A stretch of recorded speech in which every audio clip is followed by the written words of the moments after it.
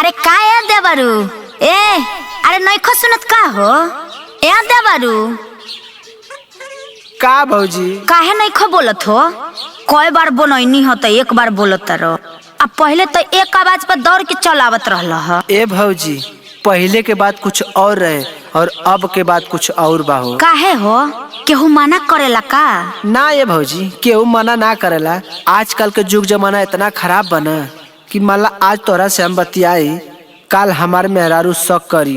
आहा आज मेहरारू के आवते मेहर मौग हो गइल। कहाँ से आवता रहो? हई झोलवा में का ले ले बड़ा? अरे वही का सामान है, टिकुली है, बिंदी है, काजर वो ठलाली है। कहती है कि 1 महीना के इकट्ठे लिया के धो दी है।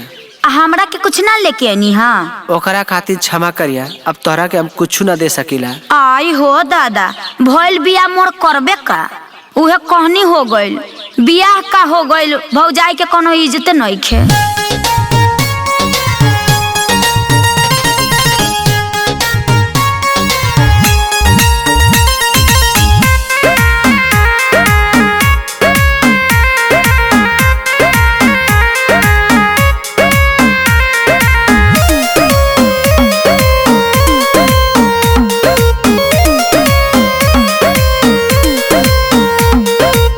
काहे भौजी मारे लू में हनावा हो, लागता कि लागत नइखे मानवा हो। ऐसा कामे करत बारा कि मन ना लागी। कौन काम हो?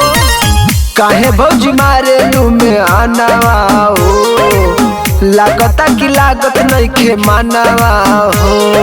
देवरू मतलबी निकल गइला। अच्छा देवरू मतलबी निकल गइला। मेहरारू के अइते बदल गइला। मेहरारू के अइते बदल गइला।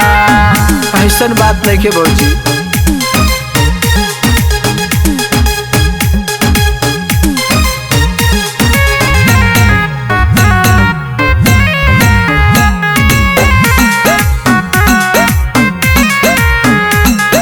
रहल कुआर त धरत रह ध्यान हो, किन के लियावत रह सामान हो।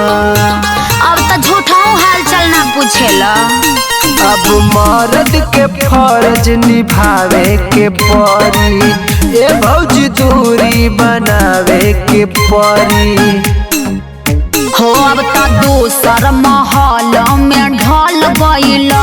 अब तो दूसर महल में ढल गइला। मेहरारू के अइते बदल गइला। मेहरारू के अइते बदल गइला।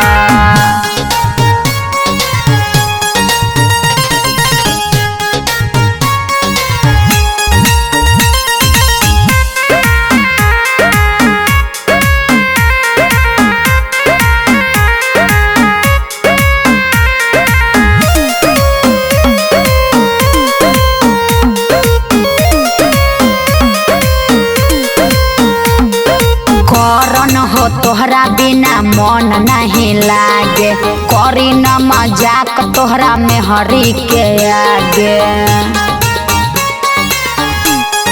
अच्छा केहू से बात बेहिचक करेले, नाही तोहरा पे कबो उसक करेले।